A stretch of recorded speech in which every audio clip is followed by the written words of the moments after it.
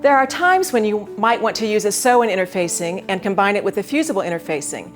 It's something called contemporary tailoring. It's a more modern approach to the classic tailoring methods. This is a really good example of how various interfacings have been used within one garment. So this is a hair canvas used as a shoulder support. This is a bit of fusible batiste, and you can see that some roll lines for the lapel have been sewn in. And then this is a different kind of fusible interfacing down here that supports the front or the body of the garment. So sew in to fusible. Another example of where we would use a sew in is to support the back shoulder area of a garment. This is loose.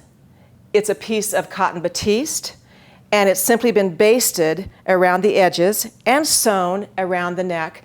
And these are the kinds of techniques that you will see shortly. Next, I'm going to show you some examples of interfacings that you might want to consider. The most important thing I can impress upon you in this lesson is the idea that one interfacing is not going to be enough. You're going to want to have several on hand, and the word test is going to come up a lot during this entire class. So I've gathered 4 sew-in interfacings for you, and I've graduated them from fairly light and sheer to heavier. So I start with the lightest of all, which is a piece of organza, silk organza.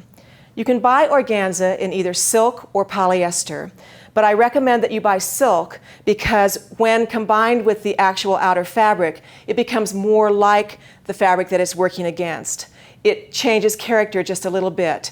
Polyester organza never changes. It's always what it is. So you want to look for silk organza, not polyester. Batiste is a very light cotton, very lightweight, somewhat sheer, not as sheer as the organza. And you'll see this in children's clothing, heirloom sewing, and pretty easy to find. Both of the silk organza and the batistes are readily available at most of your independent fabric stores and easily to get online as well. Now we start getting into the more specialty interfacings, and this is called a woven crisp. It's not as sheer now. We're in something more opaque.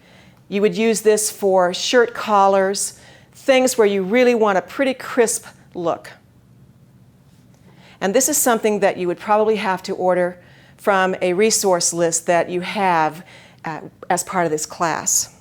The heaviest weight is called hair canvas. This is a very classic interfacing, one that is used most commonly in tailoring for jackets that are lined so that you don't see this material inside, but it gives support to special areas such as shoulder reinforcements, collar stands. It's used in small pieces, not generally throughout an entire garment. No matter what interfacing you have collected, you want to think about the pre-shrinking process. Now, there's lots of conversation that goes on about this. It is recommended by most manufacturers that interfacings be pre-shrunk. But recently I've been reading from some particular companies that pre-shrinking is not necessary. I don't really have an opinion about this. I only know that you need to check with the manufacturing instructions and do what they say. And if they say to pre-shrink it, you definitely want to do that. So you want to gather your yardage of your interfacing, and you're going to fold it up, and then you're going to submerge it in a sink filled with hot water, or a bucket, or some kind of vessel where you can fill it with some water. You're going to completely submerge it, folded into the water.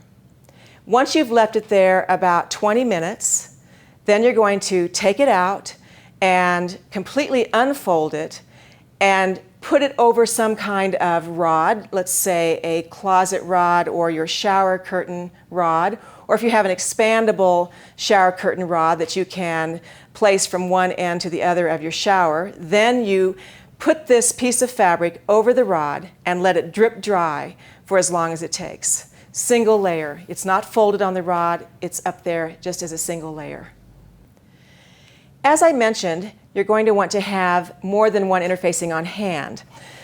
And you're going to want to test on the fabric that you're using. So it's really impossible to know exactly which interfacing you want to buy without the benefit of having the interfacing paired with the fabric.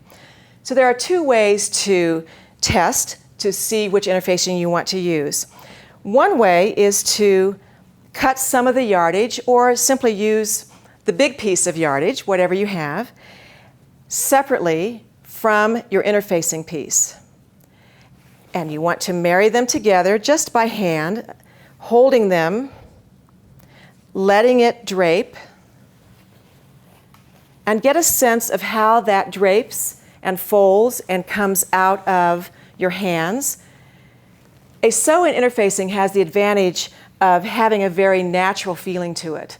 So it doesn't particularly alter the character of the fabric that it's working with. But you can tell by the feel whether you're going to like this and whether that is the look that you want or the feel that you want in the finished garment. Another way is to cut a couple of small pieces. In this case, I have cut a piece of the silk organza and a piece of the batiste. I've actually basted them to the fabric. So I want to turn it over and I want to feel this. I don't want to look at the interfacing because then I'm influenced by how it looks. I want to know how it feels from the right side of the fabric. So just give it a feel and see if there's much difference. In this case, the silk organza has a slightly more crisp feel to it, and the batiste is softer. So that depends on the style of garment that you're making and the fabric that you're using for the results that you want.